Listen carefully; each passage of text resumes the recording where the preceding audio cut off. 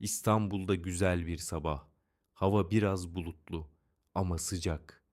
Boğaz'dan hafif bir rüzgar geliyor. Martılar uçuyor. Şehir yavaş yavaş uyanmaya başlıyor. Kadıköy'ün meşhur dar sokaklarında insanlar yürüyor. Birisi elinde simit tutuyor. Birisi telefonuna bakıyor. Bir çocuk da çantasıyla okula koşuyor. Hayat her zamanki gibi hızlı akıyor ve bu koşuşturan insanların olduğu mahallede küçük, sakin bir kafe var. Kafenin içi sıcak, masalar ahşap, sandalyeler rahat, duvarda eski İstanbul fotoğrafları asılı, siyah beyaz, eski tarz çerçeveler, köprüler, vapurlar, çarşılar ve her yerde çay kokusu.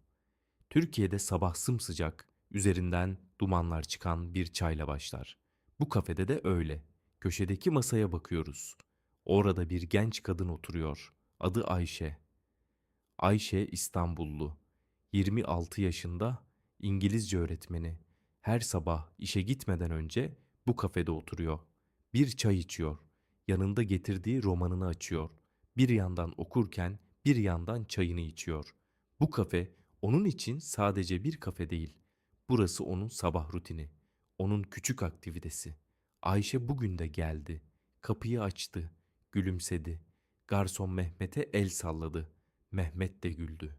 Ayşe'nin çayını hazırlamaya başladı. Söylemesine gerek bile yok. Her sabah aynı. Az şekerli bir bardak çay. Ayşe masasına oturdu. Çantasını bıraktı. Kitabını çıkardı.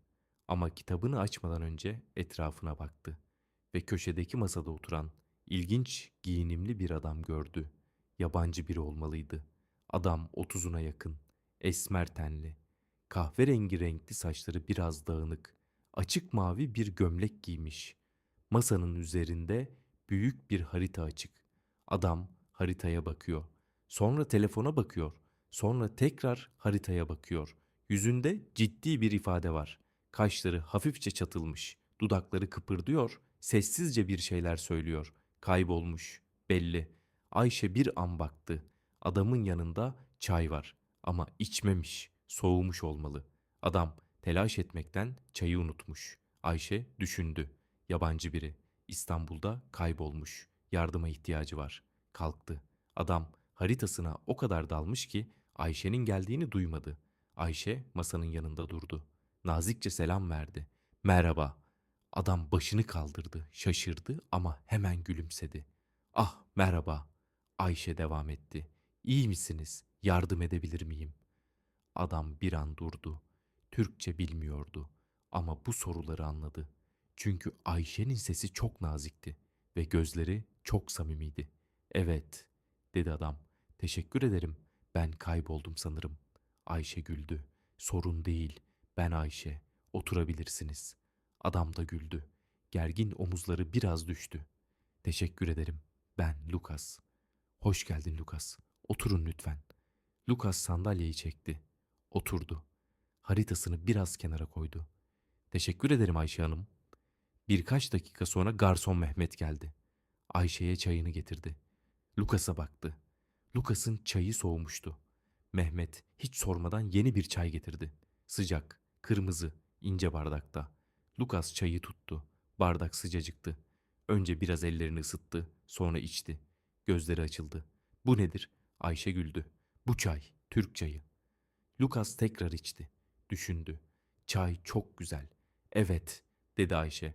Türkiye'de çay çok önemli. Sabah içiyoruz, öğleden sonra içiyoruz, misafir geldiğinde içiyoruz, üzgün olduğumuzda içiyoruz, mutlu olduğumuzda da içiyoruz.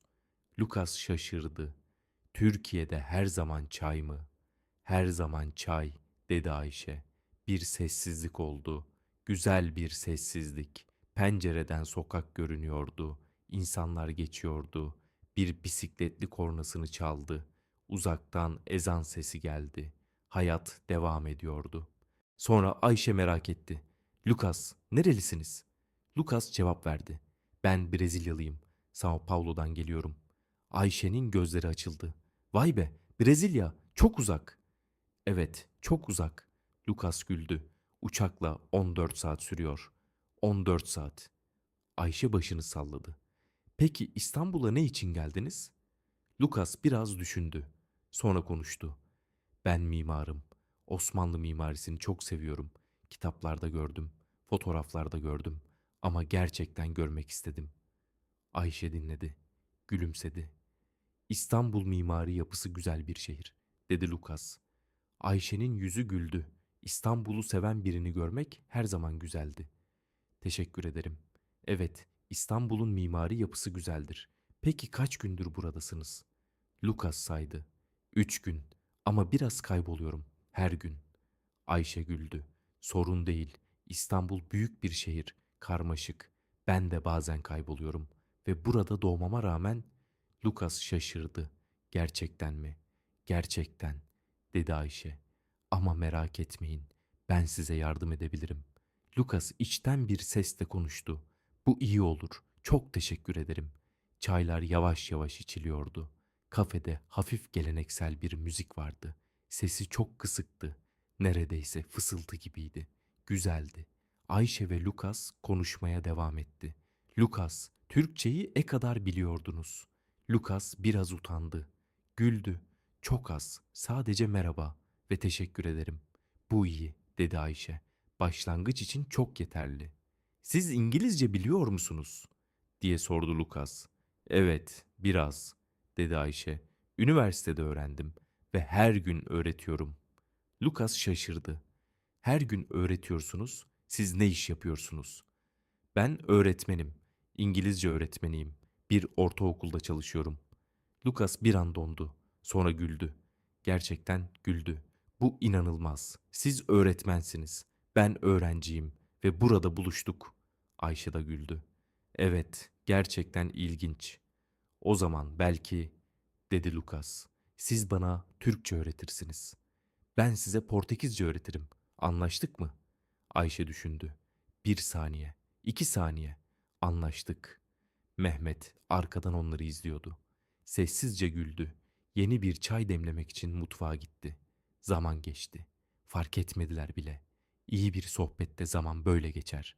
Kahve soğur, çay biter. Ama konuşma devam eder. Lucas haritasına baktı. Telefona baktı. Saat öğlene geliyordu. Ayağa kalktı. Ayşe Hanım, çok teşekkür ederim. Gerçekten. Siz çok naziksiniz. Ayşe de kalktı. Rica ederim Lucas. Ben de çok memnun oldum. Lucas haritasını aldı. Çantasına koydu. Sonra durdu. Peki yarın burada olacak mısınız? Ayşe güldü. Her sabah buradayım. Bu benim mahallem. Bu benim masam. Mehmet beni görmeden çayımı hazırlamaya başlar. Mehmet arkadan seslendi. Her sabah. Hepsi güldü.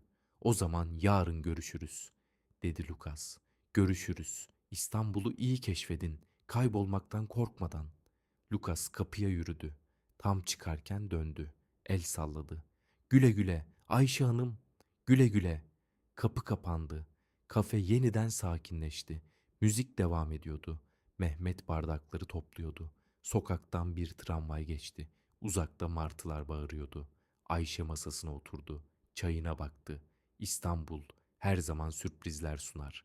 Bazen yolunu arayan bir yabancı, bazen soğuk bir çay, bazen yeni bir arkadaş. Bu hikayeyi tamamladınız. Tebrikler. Az önce yaklaşık 620 Türkçe kelime okudunuz ve dinlediniz.